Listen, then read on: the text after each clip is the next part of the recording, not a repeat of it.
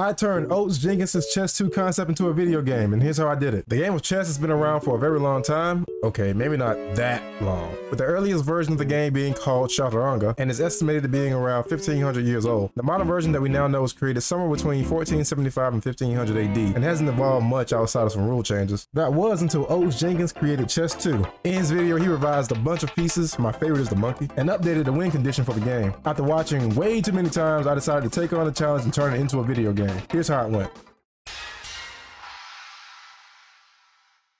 So the first thing that needed to be done was something I despise doing, and that's documentation. As an indie dev, I like jumping headfirst into a project and putting things together, but this often leads to getting stuck or lost or just losing interest in the project altogether. Seriously, I have a plethora of scrap projects because I got stuck, moved on to something else because I lost interest, all because I didn't have a plan. So I had to do things the right way to make sure I see this through. I started with a game design document based on Oats' Chess 2 design, then a list of design tasks, a list of what to film for this video, and finally, this script that I'm reading right now.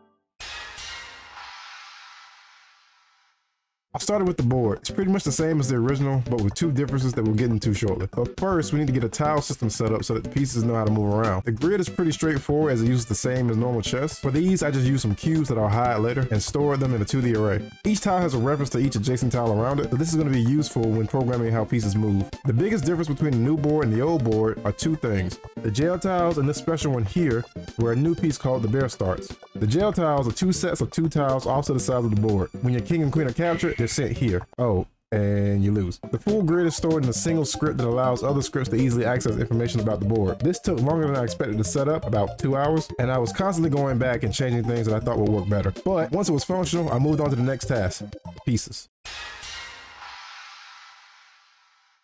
I decided to start with the pawn first. In normal chess, the pawn can move up to 2 squares on its first move, then can only move 1 square afterwards. If it reaches the opposite side of the board, it can be promoted to any other type of piece, like a ditto. Speaking of Pokemon, Oats compared the pawn to a Magikarp, which is why the new pawn is a fish.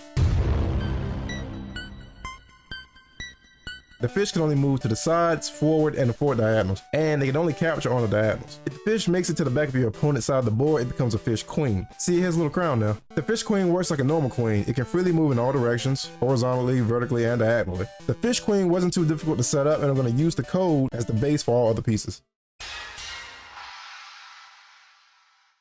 Next up is the rook. The rook normally can move any number of pieces horizontally and vertically, and it cannot jump pieces. For chess 2, Oats decided that the rook is a crow, and what do crows do? They fly and they scavenge, which means the rook can fly to any square on the board. The trade-off is that the rook cannot attack unless you lost a piece during your opponent's previous turn.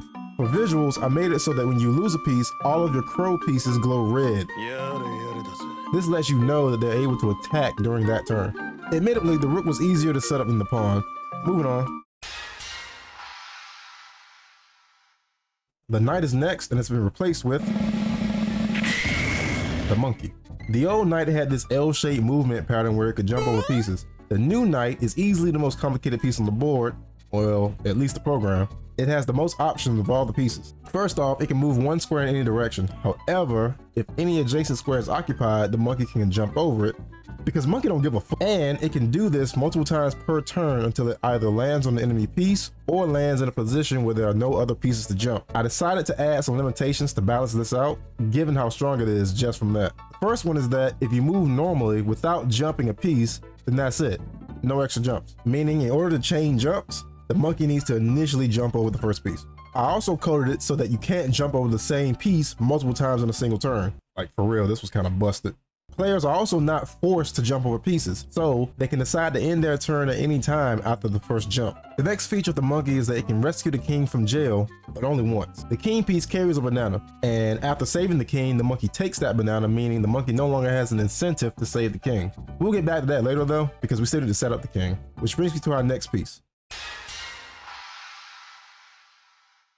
In Chaturanga, the piece we know as the bishop was actually known as an elephant. So that's what we're going to do following Oats' design. In normal chess, the bishop basically moves like the rook, except on diagonals. It can move any number of squares on the diagonals, but it can't jump over pieces. In chess 2, it can only move exactly 2 squares in any diagonal direction. If it lands on a piece, that piece is captured. But if there's a piece obstructing its path, it cannot move that way. And that's pretty much it. On to the next piece. The queen functions exactly like a queen in normal chess. She can move any number of squares in any direction, vertically, horizontally, and diagonally. Luckily, we already have the code for this when we did the queen fish, but this one was pretty much already set up. All I had to do was set up the visuals for the piece. The only other thing needed was to code it so that instead of having the queen piece destroyed once captured, instead she's sent to jail. From there, she was done, so we moved on to the next piece.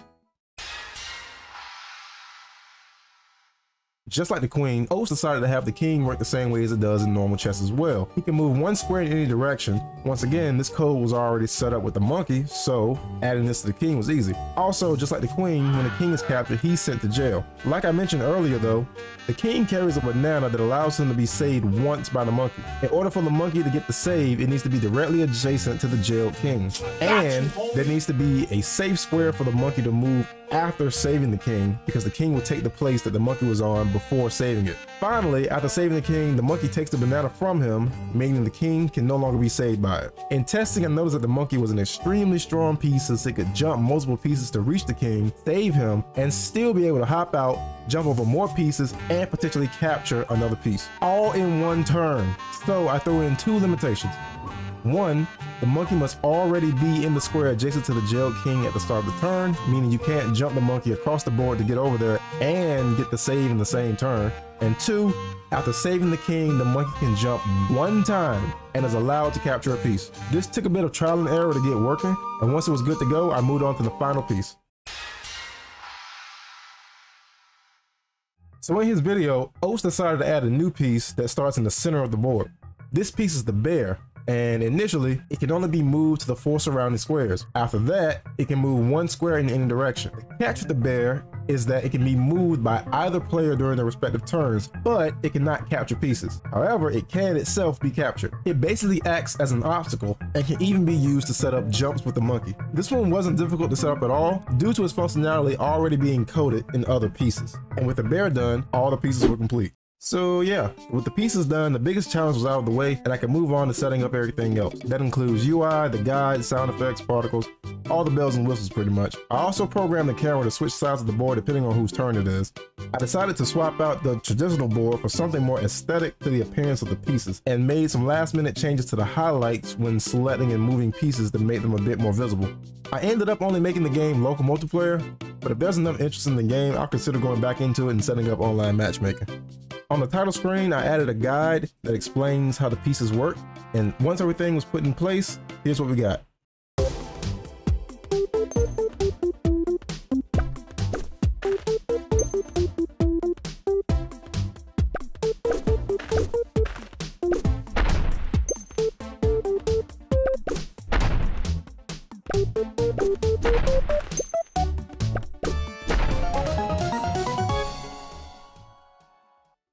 So that's just 2 of the video game. All in all, I like how it turned out. It took about 30 hours of on and off work to get it finished, but I had a lot of fun working on it. One of the best ways to learn how to make games, or if you're already making games, a good way to practice is by replicating pre-existing games. Or you can just play around with ideas and mechanics and just try something new. Before this project, I'd only coded 1 other board game, so I learned a lot from this one. Big thanks to Oats Jenkins for this idea. The link to his video will be in the description below, as well as a link to this game, which is free by the way. If you enjoyed the video, leave a like and drop a comment. I'd love to hear your suggestions for future updates of this game, or even just your takes on changes to pre-existing games. And as always, if you're feeling super generous, how about subscribing? But it's going to be it for me. I hope you guys have a great day, and I'll see you in the next one. Peace.